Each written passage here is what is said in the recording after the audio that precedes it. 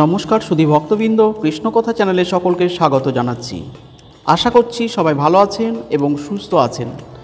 সামনেই আসতে চলেছে রাধাষ্টমী। এই বছর অর্থাৎ 2024 সালে রাধাষ্টমী আপনারা কবে পালন করবেন এবং এই বিশেষ তিথিতে শ্রী রাধা রানীকে আপনারা কোন ভোগ নিবেদন করবেন, রাধারানীর প্রিয় ভোগ কী, তার ওপরেই আজকের এই ভিডিওটি বানানো হয়েছে।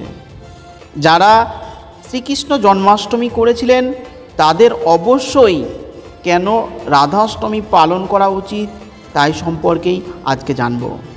শ্রীমতী রাধারানী ভাদ্র মাসের শুক্লপক্ষের অষ্টমী তিথিতে মধ্যাহ্নকালে জন্মগ্রহণ করেছিলেন। সেই জন্য ভক্তবৃন্দ প্রতি বছর ভাদ্র মাসের শুক্লপক্ষের অষ্টমী তিথিতে এই দিনটি রাধাষ্টমী হিসেবে পালন করেন। কেউ যদি একবার রাধা অষ্টমী ব্রত পালন করেন তাহলে তার জন্ম জন্মান্তরের যে অর্জিত পাপরাশি আছে তা বিনষ্ট হবে। শাস্ত্রে বলা হয়েছে যে এক রাধা অষ্টমীর ব্রত হচ্ছে লক্ষাধিক একাদশী ব্রতের সমান। শাস্ত্রে আরও বলা হয়েছে একবার রাধা অষ্টমীর ব্রত পালন করলে সমস্ত নদীতে স্নান করলে যে পুণ্য ফল পাওয়া যায় তার সমান পুণ্য লাভ করা যায়। এক পর্বত সমান স্বর্ণ দান করলে যে ফল হতে পারে, রাধা অষ্টমীর ব্রত পালন করলে আপনিও সেই পরিমাণ ফল লাভ করবেন। যারাই জন্মাষ্টমী ব্রত পালন করেছেন তাদের অবশ্যই রাধা অষ্টমী একইভাবে পালন করা উচিত, কারণ জন্মাষ্টমীর পূর্ণ ফল সম্পূর্ণরূপে পাওয়ার জন্য রাধা অষ্টমীর ব্রত কিন্তু অবশ্যই করা উচিত। রাধা হলেন শ্রীকৃষ্ণের পরম প্রেয়সী। শ্রীকৃষ্ণ রাধারানী দ্বারা আকর্ষিত হন। রাধারানীর আর এক নাম হচ্ছে মদনমোহন মোহিনী। রাধার দেহ নির্গত ঘ্রাণ দ্বারা শ্রীকৃষ্ণ আকৃষ্ট হয়েছিলেন। শাস্ত্রে আছে কেউ যদি শ্রীকৃষ্ণের পরম প্রেম লাভ করতে চান তো অবশ্যই রাধারানীকে সন্তুষ্ট করতে হবে। রাধারানীর জন্ম যেহেতু মধ্যাহ্নে, তাই এই ব্রতটি 12টা পর্যন্ত হয়ে থাকে। 12টা পর্যন্ত উপবাস করে তারপরে ভোগ নিবেদন করতে হয়। শ্রীকৃষ্ণের জন্মতিথি অর্থাৎ জন্মাষ্টমীতে যেমন শ্রীকৃষ্ণকে 56 রকমের ভোগ নিবেদন করার রীতি আছে, ঠিক সেই রকমভাবে রাধাষ্টমী অর্থাৎ শ্রী রাধিকার জন্মতিথিতেও আপনারা শ্রী রাধিকাকে 56 রকমের ভোগ নিবেদন করতে পারবেন। কিন্তু সকল ব্যক্তির পক্ষে 56 রকমের ভোগ নিবেদন করা সম্ভব নাও হতে পারে। সেই ক্ষেত্রে আপনারা এই 5টি ভোগ নিবেদন করতে পারেন। সেগুলি শ্রী রাধিকার অত্যন্ত পছন্দের। রাধাষ্টমীর পুণ্যতিথিতে সেই ভোগগুলি যদি আপনারা নিজের হাতে বানিয়ে রাধা কৃষ্ণকে নিবেদন করেন তাহলে অবশ্যই আপনারা রাধিকা এবং শ্রীকৃষ্ণের আশীর্বাদ পাবেন এবং রাধা কৃষ্ণের আশীর্বাদে আপনাদের পরিবারের সার্বিক মঙ্গল হবে।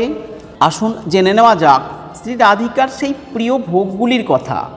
তবে মূল পর্বে যাওয়ার আগে আমার সকল সুধী ভক্তবৃন্দের কাছে একটাই অনুরোধ করব যে ভিডিওটি সম্পূর্ণরূপে দেখবেন। দেখার পর যদি ভালো লাগে অবশ্যই একটি লাইক করবেন এবং কমেন্টসে লিখবেন জয় শ্রী রাধা কৃষ্ণ এবং ভিডিওটি শেয়ার করবেন। সামনে আসতে চলেছে রাধাষ্টমী। অনেকেই আছেন যারা বাড়িতে রাধাষ্টমীর ব্রত ঘরোয়া পদ্ধতিতে তৈরি করতে চান, তারা সবাই এই ভিডিওটি পেলে উপকৃত হবেন। তাই প্রথমেই জেনে নেওয়া যাক এই বছর অর্থাৎ 24 সালে রাধাষ্টমী কবে পালন করা হবে। অষ্টমী পড়েছে বাংলা 24শে ভাদ্র 1431, ইংরাজির 10ই সেপ্টেম্বর মঙ্গলবার দিন। অষ্টমী তিথি শুরু হচ্ছে মঙ্গলবার রাত 11টা 11 মিনিট থেকে এবং এই তিথি বুধবার 11ই সেপ্টেম্বর রাত 11টা 46 মিনিটে শেষ হবে। উদয় তিথির ভিত্তিতে 11ই সেপ্টেম্বর রাধা অষ্টমীর পবিত্র উৎসব পালিত হবে। রাধা অষ্টমীর দিন কিন্তু খুব সকাল সকাল যদি সম্ভব হয় ব্রাহ্ম মুহূর্তে শয্যা ত্যাগ করুন।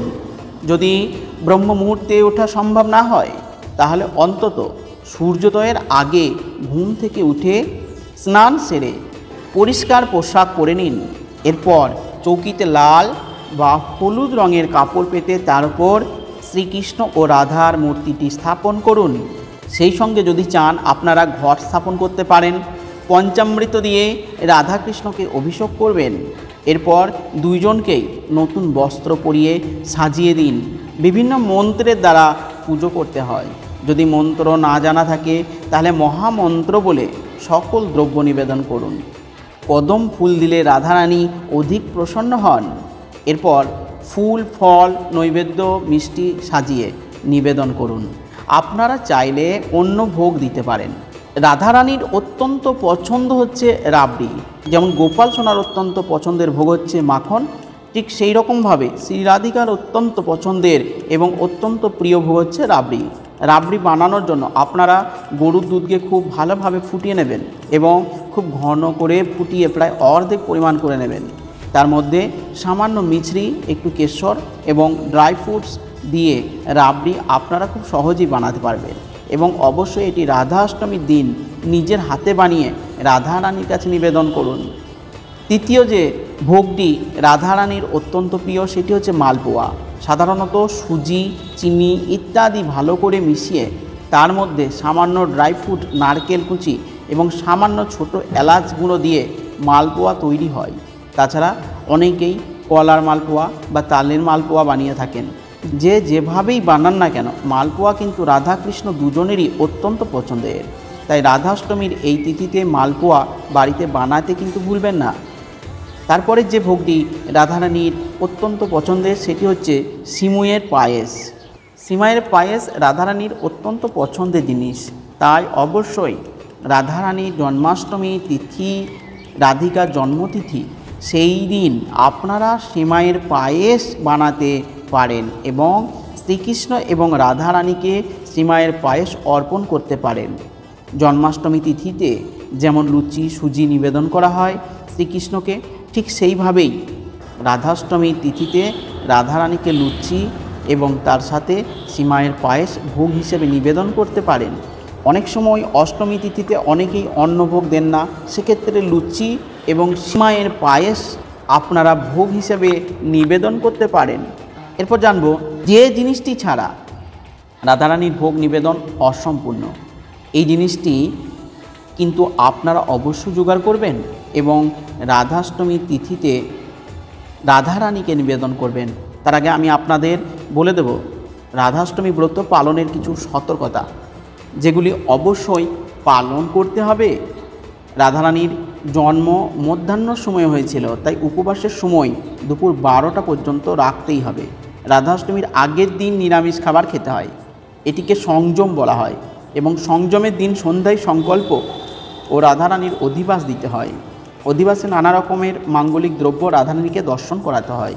রাধাষ্টমীর দিন খুব ভোরবেলা শয্যা ত্যাগ করতে হয় এবং এই দিন বাড়িতে কোনো রকমের ঝগড়া, কলহ, অশান্তি, বিবাদ ইত্যাদি করবেন না। আমিষ খাবার সেই দিন বাড়িতে ঢোকাবেন না এবং বাড়ি থেকে কাউকে খালি হাতে যেতে দেবেন না। আপনার সাধ্য সামর্থ্য মতো তাকে খাদ্য, অর্থ বা বস্ত্র দিয়ে তবে ঘর থেকে বিদায় দিন। সেদিন পশু পাখিদেরও আঘাত করবেন না। যতটুকু পারবেন তাদের খাবার দেওয়ার চেষ্টা করবেন। এই অষ্টমী তিথিতে গোমাতা, গোশালার পূজা হয়, তাই আপনারা বাড়িতে গোমাতা থাকলে অবশ্যই তার পূজা করবেন এবং বাড়িতে যদি কোনো গরু সেদিন আসে তাকে কিন্তু অবশ্যই কিছু খাওয়াবেন। এবার আমি আপনাদের বলে দেব রাধাষ্টমী ব্রতটি কোন ফল ছাড়া অসম্পূর্ণ এবং এটি একটি ভোগ যেটি ছাড়া রাধাষ্টমী ব্রতটি কিন্তু অসম্পূর্ণ। সেই ফলটি হচ্ছে আতা। আতা ফল শ্রী রাধিকার অত্যন্ত প্রিয়। জন্মাষ্টমী ব্রত যেমন তাল ছাড়া সম্পূর্ণ হয় না, ঠিক সেই রকমভাবেই রাধাষ্টমী ব্রত একই রকমভাবেই আতা ফল ছাড়া সম্পূর্ণ হয় না। এই ফলটি রাধারানীর অত্যন্ত প্রিয়। আপনারা রাধাষ্টমী তিথিতে রাধারানীকে যে ফলগুলো নিবেদন করবেন তার মধ্যে যেন অবশ্যই একটি আতা থাকে। এই ফলটি কিন্তু অবশ্যই রাধাষ্টমীর আগের দিন জোগাড় করে রাখবেন। এই ফলটি ছাড়া রাধাষ্টমীর পুজো কিন্তু সম্পূর্ণ হয় না। আপনারা যদি রাধাষ্টমীতে রাধারানীকে 56 রকমের ভোগ নিবেদন করেন তাহলে কিন্তু 56 রকমের ভোগও কিন্তু অসম্পূর্ণ হয়ে যায়। তাই রাধারানীকে এই আতা ফলটি নিবেদন করবেন। এছাড়া আপনারা নারকেলের নাড়ু নিজের হাতে বানিয়ে শ্রী রাধাকে নিবেদন করতে পারেন। নারকেলের নাড়ু এবং তালের বড়া শ্রী রাধিকা এবং শ্রীকৃষ্ণ দুজনেরই অত্যন্ত প্রিয়। তাই শুধু ভক্তবৃন্দ, অবশ্যই রাধাষ্টমী তিথিতে এই দুইটি ভোগ কিন্তু আপনারা অবশ্যই বানাবেন। আপনারা যে যাই বানান না কেন, আপনারা অন্তরের সাথে যে ভক্তি তৈরি করবেন সেই ভক্তি নিবেদন করবেন এবং তাতে তুলসী পত্র দিতে কিন্তু ভুলবেন না। আজকের মতো এই ভিডিওটি এখানেই শেষ করছি। ভিডিওটি যদি আপনাদের একটুও ভালো লাগে তাহলে অবশ্যই কমেন্টসে লিখবেন জয় শ্রী রাধা মাধব, এবং নতুন হয়ে থাকলে অবশ্যই চ্যানেলটিকে সাবস্ক্রাইব করে পাশে থাকবেন। নমস্কার।